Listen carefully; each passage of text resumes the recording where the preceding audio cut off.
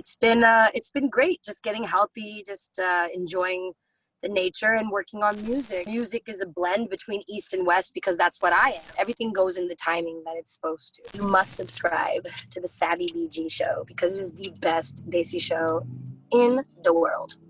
You heard it here, Rajakumari.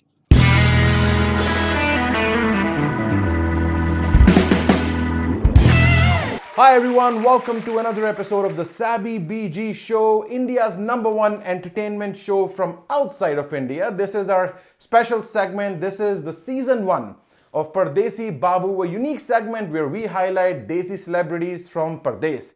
Today's Pardesi Babu is a very special person. I've been a big fan of her work for a very long time. This music powerhouse, she's an Indian-American rapper, songwriter, and singer from Claremont, California. She's best known for her collaborations with mega artists like Glenn Stefani, Iggy Azalea, Fifth Harmony, Knife Party, Fall Out Boy, just to name a few. And she's made a huge name in the Indian subcontinent as well, having collaborated and co-written and performed with, on songs like Roots and City Slums with Divine. She has starred in Gully Boy as a judge, which, she had an appearance as well. For all her amazing work and talent, she has also been nominated to a Grammy Award in Feb 2015. Please join your hands together while I have the honor to welcome the Queen of Rap, Rajakumari. Oh, wow. What an intro. Thank you.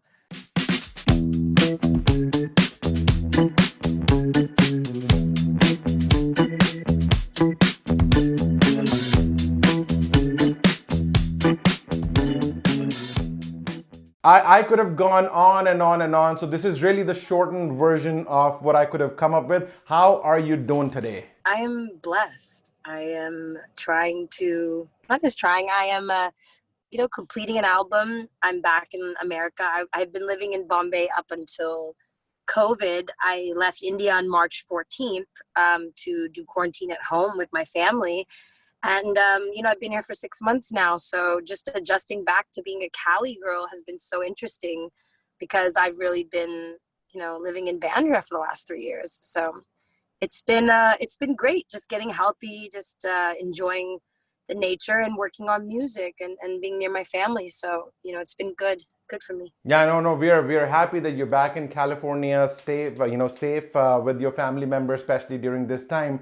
But tell me this, with all that stuff going on right now, with lockdowns and of course what's happening in California as well, how are you keeping sane? How are you keeping your head down and just keep doing what you're good at? Honestly, during this entire time, I've just been going back to studying what I studied before, music. So I've just been really delving more into spirituality, into yoga, into conscious, cooking. I became vegan during this period and I've really been enjoying that. And, I've just been honestly studying astrology a lot. Like I've been noticing if the moon is in this position or if Mars is in retrograde, then you're going to have these types of, situations. So then I will tell myself oh my God, calm down. Mars is in retrograde. So I'm just learning, I'm totally being a hippie. This is the time I guess I wished I had, but I was spending on tour. So now I'm just being a hippie at home. No, I can see a lot of the songs that you make. I mean, you can see that there's a sense of something that you've experienced in life. So maybe we'll see a song in the next 6 to 12 months that is to do something with astrology. I don't know. Of course. I mean, my last single I put out during the quarantine, we did it in July. It's called Peace. And, it's really much about that. And a lot of people felt like that was a big departure from my older music. But the funniest thing about it is I actually started with singing before rapping. So it's not like a departure from my old, it's like a return to, the origins of my music. And my new album is a mixture of rap and singing. And I think people are going to get to know me more on this new project. Yeah, no, absolutely. That's amazing. Now, I'm sure, you've been asked this question a lot of times, but for our audience, for them to be inspired by you, your story, could you tell us how and where the story of Rajakumari started? Even picking the name Rajakumari, my name is Sweta Yalla Pragada Rao, and I learned Indian classical dance. I still, dance. I did Kuchipudi, Bharatanatyam, and Odissi, and I learned all these out of America. My guru came from India and lived with us. So up until 14, I was like touring India, touring America, very focused on dance.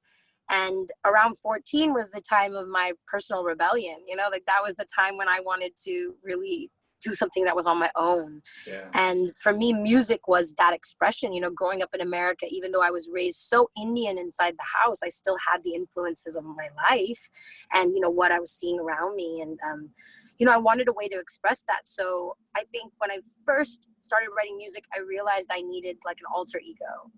And I was really young then. So they used to call me Kumari Sweta Rao. So I loved the word Kumari. It was always part of it. And everyone would always call me Indian princess, like in like rap ciphers or like in my high school. Like when I was just kind of like growing up, they would call me Indian princess, IP. So I loved that, but I just wanted it in Sanskrit. So Rajakumari was born. And I guess like from that, I just really used that character, like that idea to personify, you know, one like Devi energy, you know, like whatever I was doing on stage when I was performing as the goddess, I wanted that energy on stage, you know, as a singer. And then also I just wanted, you know, to make a character that was very proud of being Indian, because I grew up in America where we didn't really have a lot of representation. So for me, the music is a blend between East and West, because that's what I am. And the music, in some ways, even if I wasn't confident as a child, you know, like where I was in my life, I could be confident in the music. And the music was always, and the thing was, I never wanted to leave behind where I came from. And that's been like a very important theme throughout everything I've done, you know, in my career. Yeah. And that's why there's such a heavy influence of Indian classical dance, from the fashion to the production to the visuals. You know, in my music videos, there's a lot of mudras and references, you know, to things like that. So yeah, I think Rajakumari, for anybody that's inspired by watching me, I think I guess if you could learn one thing from me, it would be to be authentic and to stay authentic to yourself, even if, you know, it doesn't seem like there's space for you. There was obviously nobody doing what I'm doing in India or here, you know, when I started. And I think we all kind of have a responsibility to each other to open the doors for our whole community to kind of have a movement, you know, like a movement and a moment. So yeah, if you're inspired by me, then be authentic. That's all. Yeah, no, absolutely. And I think I want to ask you a counter question, which is related to you talking about inspiration. Your music, your lyrics, your words, they're so strong and so meaningful, so powerful. Where does the inspiration actually come from? Definitely from life. I think when I sit down to write, it's really different per song. But like I usually will freestyle the melody first, because I believe melody is king, and that's the most, you know, universal language. Because as you can see, people can change songs from Hindi to Spanish to English to Telugu to Tamil. You know, any language would be the same song, you know? So I first write the melodies of the songs, and they kind of they'll sometimes lend the sounds, and that will bring out, you know, what song is meant to be written. You know, I'm very much about channeling everything. Yeah. So, yeah, I guess that's how I write. That's how I do it. No, that's very interesting to know, because everybody has a different way, different style of coming up with their music and what they want to talk about. And it's really interesting to know that things that you touch on, where the seeds come from. But you have and you continue to inspire so many people across the globe. Who inspires you? Who inspires Rajakumari? I mean, there's so many people that have inspired me. I mean, I think musically, Lauryn Hill was the first artist that I really saw myself, you know. I didn't feel like, you know, because at that time I didn't necessarily feel so beautiful or so like in the, you know, the ideal of beauty that is America or that is India. Even India has the same problems, you know. They still like slim, trim, fair, you know, same thing, even though the majority of the population looks like me, you know. So it's a problem that they have within them. So I mean, even though there was, you know, nobody like that, when I saw Lauryn Hill, I felt like it wasn't about her body or like, you know, what she was doing. It was about her words. It was about her tone. And I felt like she went fluidly between singing and rapping. So I think my introduction to hip hop was really the Fugees album. And Lauren was with Proswell and Wyclef. And I just was so inspired that she could hold her own, you know, in a group with two men, and was equal. And there was just so many things that I took from that as a young child that, you know, will inspire me till today. And that's why when people would be like, oh, you're not a singer or you're not a rapper or whatever, I just never understood that there was a difference, because the first time I ever heard hip hop really was Lauryn Hill. Yeah, and Lauryn Hill is just fluid and incredible. So, but artists like Missy Elliott, and then you go into like, but then it wasn't just the music that made me; it was the culture. So then you have to put Madhuri Dixit in there, because if you watch me on screen, if you watch me on stage, then you're gonna see Madhuri in me. You'll see it. Absolutely. Absolutely. So there's been so much that's influenced me, but I would have to say like those are, and then obviously my mother is there and has been my biggest cheerleader through everything, and was momager #1 through all of my dance. Was definitely very supportive through music. Wasn't her first choice. She would prefer I was singing songs like Celine Dion, but she still took me to my dance classes and still took me, to my vocal lessons. So, I mean, it's been a lot of really strong women that have inspired me, but I always say that Lauryn Hill and A.R. Rahman are my musical mother and father. Yeah, no, I read that about yourself. And thank you for staying true to yourself and what you actually wanted to do, because otherwise we would not have been able to listen to what you're producing today. And really, I mean, a lot of the songs, NRI, I mean, when I heard that song, it touched me. I mean, it's not really about me, but it touched me. So it's amazing. I want to ask you a question, which is, if you could go back, your hustle didn't start today. Your hustle started, as you said, when you were a kid, when you started learning how to dance and singing. If there's one piece of advice you could give yourself that you would maybe change or do something different, maybe going back decades ago, what would that be?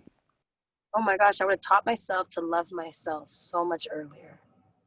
Because I think it's been such a long journey of realizing, like, even though I project this character, maybe the person behind it didn't spend enough time with myself. And I think 2020 is the year that taught me that, because you can keep running and running and running, but you'll run out of steam. The only way to really have longevity is to fuel yourself. So if I was to look back on my career, I would tell myself, like, a lot of the pains, a lot of the struggle, a lot of the tension was unnecessary, because everything goes in the timing that it's supposed to. So when it's supposed to happen, it's supposed to happen. I wasn't supposed to make it at 17, even though I had been recording for 2 years. I wasn't supposed to make it at 21, because even though I had been doing all these things, or when I got my first record deal, now I'm on my second record deal. The best thing to do is relax and be in the flow and enjoy, the experience of making music, and make sure that it stays a joy. Because I think sometimes when art and commerce cross, a lot can be lost in that, and it's important to stay connected, to the reason why we all start this, and that's the love of music.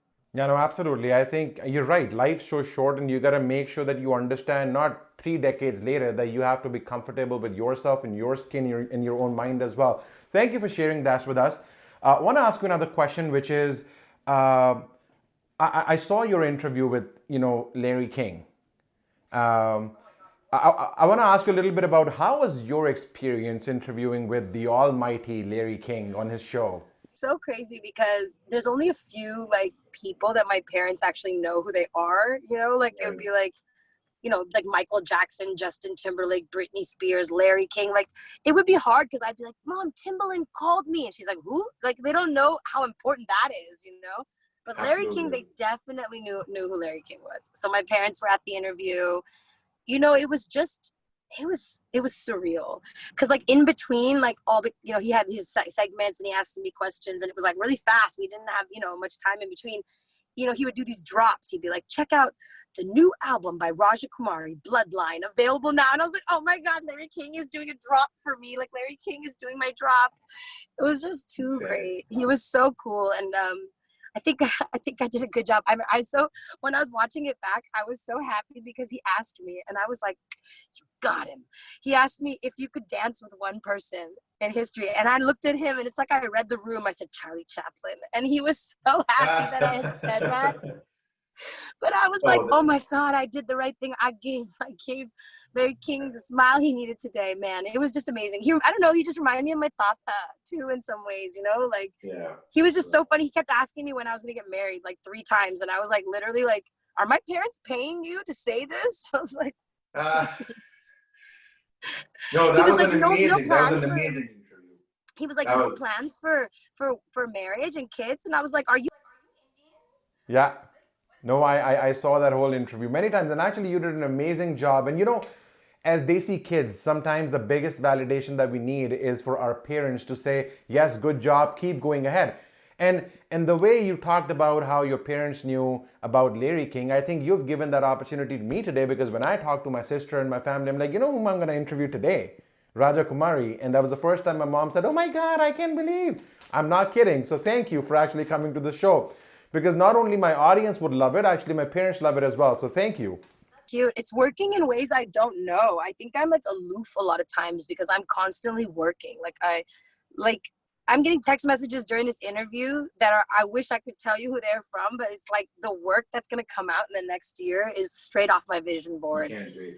It's so amazing. So, I mean, to hear that people are like, especially like your mom and stuff, I love that, because I want to create art that's, it's amazing that they're letting me do my own thing and still loving me. Like somehow, like I'm dropping F-bombs all over the place, but like aunties are understanding that it's part of the art, like I've had to walk my mom through it. I'm like, it's just the vernacular, like it's just the tone, Yeah, no, I think it's also not just the music, it's the persona, it's your persona. You're so big, your persona is so big, you're so strong, and people can really connect. People are just proud of you. When they look at you, people are proud of you, because a lot of us have not been able to do what you've achieved today, and that's why we're so proud of you. And I'm being very honest here. I was watching a video of you where you said you were sitting in an auto rickshaw and you saw a massive billboard of you, and you thought one day you're going to be the queen of Hindustan. I want to know, what's the big dream, and how far do you think you're from achieving that, or you think you're already there? When I step foot in Bombay or I go to a show, the love that I feel, I cannot explain it. And it's like I don't know. It's like I said that I wanted to feel like that, and the people just came behind me and said, then be art. Like, they just supported me that way. And it's unreal. The love in India is unreal. And I'm very dedicated and committed to making sure, like when I think about India, I see so much talent, but I see a lack of infrastructure when it comes to musicians and songwriters and independent music. Like it's coming up now, in the last 15 years, we've seen independent musicians come up, but there's so much talent there. So, when I think about India, I think about making sure that I invest my time and energy and create something that will last and that will, benefit the future there, so we could get lots of young artists coming out of India. I always say this, that my dream would be to like, to develop an artist out of India, like a young girl, and have her win a Grammy. Like I want one too. Yes, I'd love a Grammy. Yes, my parents know what a Grammy is, so that would be wonderful to give my mother a Grammy. Be like, I did it, Mom. Please be happy. But for me, it'd be some kind of other thing to know that there's a young girl in India that wouldn't have had those opportunities, and all she needed was polishing and the kind of opportunities that I was given growing up in Los Angeles, to be able to access that. I want to provide those, opportunities to people in India too, because I truly believe, I'm so ethnocentric. People get mad at me. I truly believe we're the best. I truly believe we have so much to not like the best to be mean, and just saying that we're wonderful, and we need to like celebrate that again. And we've been independent for 74 years now, so it's like let's let the art become something again that the whole world understands and knows. And I just feel like we have so much to offer, and I wish we could get it out to the world. So that's really why I'm working so hard to get that moment here in America, because when Ricky Martin did that performance at the Grammys, I always talk about this. I feel like the world changed. After that, there was a Latin explosion. Then there was so many Latin artists in the mainstream, on the radio, hearing Spanish. It became normal. I know we don't have that kind of population here, but in England, you see that it's more assimilated. In Canada, it's more assimilated. It's going to go that direction. So if I'm positioned and I can break, and that opens the door, and I bring as many people as I can with me, then we could, have that happen. And then a girl growing up in America would grow up seeing someone that looked like her, which is not what I had, so. Yeah. And that's exactly what makes you so special, that you're sort of opening the doors for thousands and thousands of people that will sort of like, people of our skin color that don't have the confidence, because I've talked to so many musicians, and within themselves they already have this mental block that they can never actually go outside of India or the Indian music scene, because we're not going to be heard and perceived as mainstream. But I mean, people like you come out, people like Priyanka Chopra, yourself, you guys come out and sort of prove everybody wrong, and that's what really makes you guys really, really special. Our next segment is called Sneaky Sabby. This is where I ask you some sneaky questions and you have to give 100% honest answers because इस show पे आप सच बोलेंगे and सच के सिवा कुछ नहीं बोलेंगे. Are you ready? One word answers, and I'm not going to take a lot of your time. If you were not famous, what would you be doing today? I'd be in school. Who's your celebrity crush? Rajakumari, I love you. That's exactly. I have a crush on myself right now. I'm so focused. I'm like, always. I don't have time for any of this. How can somebody get Rajakumari's special attention? Oh my God, just being kind. Like I don't know. I think also just being like thoughtful. People don't realize that like they all think I'm like showered in love and thoughtfulness, and it's like I'm out here. Shower me. Yeah. Do you do something that annoy people around you that you're willing to share with us? Yeah, I don't close the cabinets. I like will open a cabinet for a cup, and then I'm like always doing a million things in my mind, so I'll forget to close it. And so my good friend Nidhi has drawn this to my attention, and now I realize it. I'm like, wow, all the cabinets are open. And then she's like, yeah, you see it now, don't you? So I'm working on closing the cabinet behind me. Yeah, no, that's amazing. So you and I have something in common there. Who would you like to collaborate with? Like if there's one person that you think, okay, this is it. Drake. Drake's from Toronto. He's not my buddy, but he's from my town. I'll definitely... First off, it'd be like a huge moment, like for the culture, you know? And I know he's interested in the culture. I'm sure. I saw him following Sidhu Moosewala, so I'm sure that will happen.